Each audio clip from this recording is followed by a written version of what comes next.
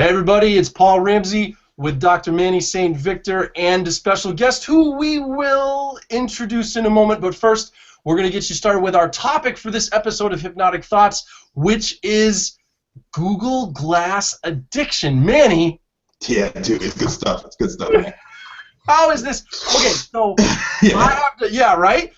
So this morning, I had to come at you with this right away. So this morning, I find this article about a 31-year-old man who went to a Navy substance abuse and recovery program for alcoholism treatment, but was also treated for Google Glass addiction. Yeah, man. So, you know, most people most people tend to think about substance addiction, right? Like getting it, or occasionally maybe you think about people getting addicted to an activity like gambling or maybe compulsive sex. Yeah. But Google Glass, frame for us how this is even in the realm of possibility. The first hit's for free. Addiction is about velocity of pleasure or velocity of relief. If I can hit you hard and fast with relief, your brain never wants the long way again. And with something like Google and even something like Facebook, you're able to get a bolus of information that's pleasurable so fast, so quickly. It resolves cognitive dissonance, which is a very unpleasant place to be for a person. It resolves it so fast and so pleasantly, and it weaves itself into your identity. And there you are, you become addicted, because addiction is more about identity than anything else. Okay. And because of this particular form of addiction that we found that we're talking about today, Manny brought us a Google Glass user. Manny, give us an introduction. Google Glass expert. She's an explorer. I mean, every time I look on my G Plus, she's Roxanne is Google Glassing it up. Roxanne, how are you? Hello. Good evening. I'm very great. How are you this evening? Excellent. Thanks for joining us. How long have you been using Google Glass? Thanks for having me on. You're welcome. I'm very thrilled. I became an official explorer in January of this year, 2014, and this is the first edition of Glass. Other people have turned theirs in because of various issues that are happening with the glass. There's foiling and overheating and things, and Glass is fine to exchange them. They've been excellent to, you know, go ahead and take care of any of the issues that people were finding with them, which are not too many, except for the addiction one. I read that this morning online, and I went, oh my God, you're kidding! This is a joke, because I've never heard of it before. Glass is good. Glass addiction. Yeah. I read it, and I really seriously, I thought maybe there's something to it. Otherwise, there isn't. Otherwise, he perhaps has other psychological issues. Manny would probably agree to this, that may have caused him to blame Google Glass for. Yeah. And so that's a good frame of reference to begin with. So what is addiction? What's the mechanism of addiction? Addiction is an identity construct, and by that I mean you tell yourself this story about who you are, and associated with it are a set of rituals. So if you tell yourself you're a smoker, or you're a rustic cool guy, and part of that brand is smoking or chewing tobacco, then every time you have an identity threat, you're going to go do the identity validating things. You're going to smoke, you're going to chew tobacco, you're going to smack someone around, violent behavior, whatever. It's when you take on a set of scripts from the culture and you identify with a behavior, or an identity, a reference class, it becomes part of you. So it's a construct of habit, identity, stress, and if you want to think about it in terms of chemicals, I'll get to the neurochemicals, addiction and habit work carrot and stick. So you have the carrot, which is, well, let me do stick first. Well, no, carrot first. Because you always hear people say, I can stop when I want to. So they claim that they have control over this thing. So they want it, apparently. So that's the carrot, and that's dopamine mediated, the anticipation of the relaxed buzz with your friends, the high that you're chasing the dragon, the Fiero in a video game. All those things are mechanisms of anticipation. Now, when your brain runs that through a dopamine mediated pathway. Now, when the brain realizes that you're not going to respond to the want aspect, then it goes to the need aspect.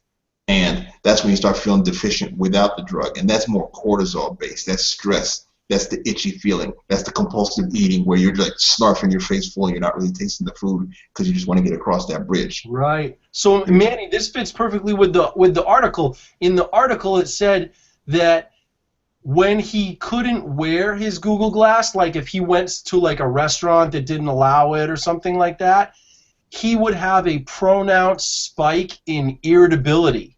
Yeah. He'd get that cortisol spike right away because he was wearing it for up to 18 hours a day. Yeah, he's integrated into his identity. Yeah. So then if he had to take it off, he was getting stressed out and getting irritable, and he actually, when he went through that Navy program for his alcohol problem, he actually said the withdrawal symptoms of not being with Google Glass were worse than the ones he had coming off the alcohol. I would imagine that because the glass is so present and it allows you to project whatever insecurities onto it. Like the guys that like wear the sunglasses all the time and indoor in the nightclub because suddenly it makes them feel like they're cool. It becomes part of a symbolic change in ego state, you know, where you're like, I'm geek. You know, and they get the little baritone, their chest get puffy or whatever, and they go into club mode. You'll see athletes do whatever rituals, you know, sign the cross or fold their legs or yoga or whatever. You need a set of you're a hypnotist, you know how this works. You need a set of triggers to tell you we're in this ego state, and your brain starts firing that way. Yeah. You know. Now, the problem that I have with the use of the concept of addiction is that addiction and habit are the same thing. It's just that addiction is the label you put on someone that you've subjugated such that you force them into a perpetual need state. You know, they're addicted. Well, it's not addiction when I do it because it's very expensive alcohol. you know, he's a drunk. You're a wino. You're wine. That's wine. Yeah, that's wine. You're a wino. Yeah. You know, I'm a taster. I spit it out. Yeah, but there's these pores in the inside of your mouth that are like mucous membrane. You're sucking up a whole lot of ATOH. You know, but we do this thing in our culture where we, when someone does something in an out group, we attach that behavior to their identity, and we create a general archetype that we claim they can't change. You know, for the longest we told adults that there was no neuroplasticity in adulthood. And at the end of the day, what it is when you stress someone enough, their frontal lobe shuts down, and so they become all amygdala. They become all scripted behavior. So if you have someone you can keep stressed long enough, they'll constantly in want and need state, and they never go into intentional behavior, which is COVA, you know, like the core value concept, where you got to move from wants, from needs and wants to intentions and values, so that you're making decisions despite the fact that you feel the needs, despite the fact that you're tempted by the wants. So I want to bring it to Roxanne. So Roxanne, what's the most you'll use Google Glass in a day? Oh, it varies every day. Yeah. Sometimes on the weekends when I'm actually very relaxed and I'm out perhaps taking a walk on the beach like I do a lot, or in my neighborhood, it could be for a few hours a day. I'm nowhere near the 18-hour mark. No way. But she did the thing, though. If I bring it to work with me, it's situational when I use it. If I even need to use it at work for photography or for interviewing someone, I'll use it for a few hours. There's no way I'm going to wear it 18 hours. I mean, I think that's in the OCD. I don't know medically, but it's obsessive. It's like, my question is, when you consume a beverage, like an alcoholic beverage, or I guess it could be a caffeine beverage too, which I like coffee, but it's different than alcohol. Different than actually, you're not consuming something into your body. You're not. Google? Oh, yes, you are. But it's in your eye versus, in your mouth. Do you know what I mean? So it's not Your visual cortex is way, way, way more permeable. Powerful. So way more permeable. perhaps it's something, it's laughable, but maybe there's some component to that. Yeah. But Well, however, when I ultimately- think about Google Glass, I'm also thinking about people who wear prescription glasses. Yeah. How is that any different? Well, it's the notion. Information coming in. Yeah, the Google notion Glass is has- just wearing the glasses. It's that he was constantly using the internet connectivity of the glasses. Yeah. So he's stimulating himself Yeah. through the use of the glasses. So it's the stimulation. So what Manny's saying is your visual cortex, hugely, hugely receptive to stimulation, and he's providing that.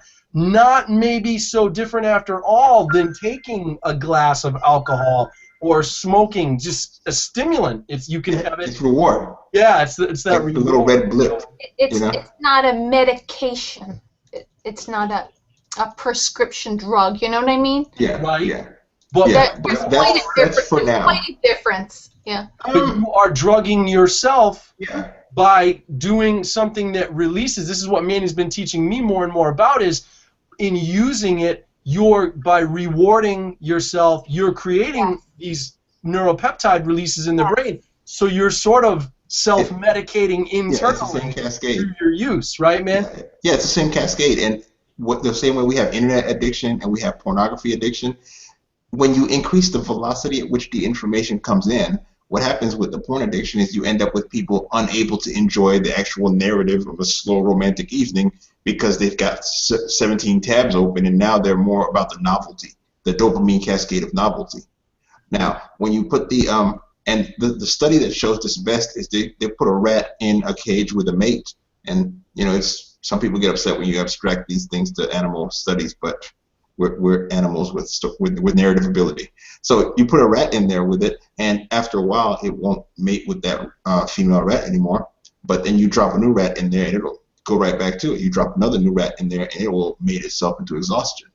The core thing that shows is that the novelty triggers that hunting, that exploratory behavior, that whole new cascade of curiosity-driven exploring, and the pleasure, the possibility of pleasure. So Roxanne brings up a really great point, though, and that's why are the Roxannes of the world able to use this product and not get addicted to it? She's very comfortable using it for an hour or 2 hours and then putting it down and not using it for many hours. Why is she able to do that, but this other guy can't? And he's using it for 18 hours. Self-efficacy. Talk more about that. Self-efficacy, for those who aren't familiar with it, is? Intentional driven, value driven decision making. When you make decisions based on your values instead of based on environmental stimuli, then you don't have EDS, environmental dependency syndrome, or utilization behavior, which is when someone puts something in front of you, your brain goes through the whole reward cascade as if it had already used it. People get addicted to things like when you look at gamblers' brains, the near win triggers a full cascade of win pleasure. So they can't pull back when they lose because every near win, which is wired so much into casinos, is a full win as far as the behavior modification. Now, what you'll find is that people who, this guy, because he's going in for alcohol treatment, you can tell that there's going to be some sort of overactivity of the behavior, underactivity of BIS, your behavioral inhibition system, and overactivation of the behavioral activation system. So that means that, like, you snap your finger, he's ready to roll. So, like Roxanne said, he probably projects a large part of, once a person is an addictive type of person, addictable, whichever word, everything is addictive to them. I mean, this is the same person that, like, when you have a smoker and you have them quit smoking, they're going to put on weight because they're going to displace that stress energy. They need some sort of identity-based behavior, some sort of habit. When it's stressful time, they might bite their nails, they might do whatever. If you don't teach them to de-escalate and go to core value-based decision making, they're gonna end up doing some sort of addictive something, some sort of reaction formation. Yeah, I knew a guy once, Manny. Well, this is a little digression, but hopefully it'll connect back. I knew a guy once who wore a sport coat 7 days a week, 365 days a year. No matter where he went, no matter what the occasion was, he would sometimes wear like khaki shorts and a black sport coat. he literally had become, it goes back to identity, right? He had developed some kind of a thing which I never, I didn't know him well enough to really try to push him to articulate it for me, but he had developed some kind of an identity thing where it was like a security blanket, right? Like he felt like that sport coat made him look more credible or confident or something, and he latched right onto that thing, and he wore it all the time. Yeah. Same kind of I thing, knew dudes right? like that. I knew dudes like that with shades in college. The Oakley, because Oakleys were out, and somebody somewhere planted a meme in the collective consciousness that Oakleys made you look cool. Yeah. Especially when they're flipped backwards on the back of your hat. I was like, oh, that's Bush Daggy. That's very Bush Daggy. Manny, is this partly culturally, maybe Yeah, very much. By it's a reward almost. It's mimicry of something you aspire to. And going back to the question that Paul had brought up, what makes you different than someone else who's more susceptible to it? Judging by the fact that you're using Google Glass earlier than other people, and you're an early adopter, and you express yourself in a certain way, and I've seen you do it in various ways with a certain degree of confidence. And what happens is, if you look at the values based on socioeconomic class and self-esteem in most of our cultures, there's 8 levels, and when you get down about halfway in the levels, there's a set of 4 levels that, with low self-esteem, mimic the 4 levels above them. So whereas you're doing the thing because it's part of your identity, there's someone about 4 levels down that's doing the same thing because they see you doing it and they aspire to that identity. And not in a healthy, I want to be like that person way, but in a, I want to look like that person to those perceiving me from the outside. And those are the people that tend to do the behaviors without they do the cargo cult type of behavior. They do the ritual not as a procedure. And the difference between ritual and procedure being a procedure has a certain level of efficacy. It works. A ritual, you do it because at one point it may have had the efficacy, but now maybe not so much.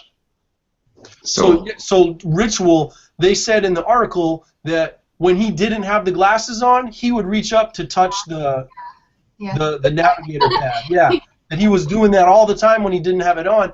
They also said he would dream. He reported having dreams in which, in the dream, he was looking through glass.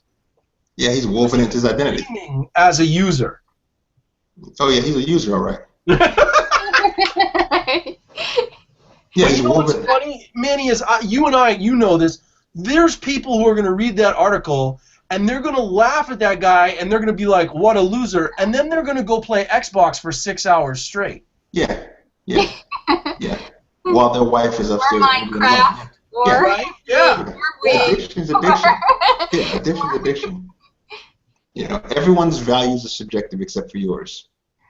Right. Yours are like, well, it's common sense. Yeah. Look, I will admit to this. After the first month, actually probably 2 months, after taking them off, I did feel like I had them on. But I didn't have a compulsion to go grab them and put them on. And get a fix, yeah. Well, my phone vibrates when it's not even in my pocket. I mean, my phone in the house, and I'm like, Yes, I've read those studies. Yeah. I've read those studies. Yeah. Well, sure that's good. We're out of time, so I'm gonna wrap us up. But No. What happens when you're having fun? When you're having fun talking about something interesting like this. So the big takeaway is addiction's addiction, right? And if you go back and review, Manny dropped a lot of knowledge on us about the systems that interplay to form addiction and that stuff. So this might be one of those hangouts that you want to go back and rewatch some of the parts where Manny's explaining some of that stuff. And because addiction is everywhere and we all have addictions, this is a topic that we'll come back to over and over again, I'm sure, over time. And we'll get more and more into can you use hypnosis to help with addiction? And the answer resoundingly is yes, but we really don't have time to get into that today. But we can talk about how you can, in the future, we'll talk about how you can use hypnosis to reduce this whole reward system and reprogram the reward system so that you can create changes and have better outcomes for yourself and let go of negative addictions and create healthier, more positive addictions that serve you better. So thank you guys so much for being with us. Roxanne, thanks for joining us. Thank you so much for having me, Paul. Thank you. It was a pleasure. Manny, thanks again for all the knowledge. Thanks, Paul, for taking the time to actually listen to me geek speak. All right, I love it. I love it. And we hope to see you all again sometime. Join us again in the future for another episode of Hypnotic Thoughts. Thanks so much.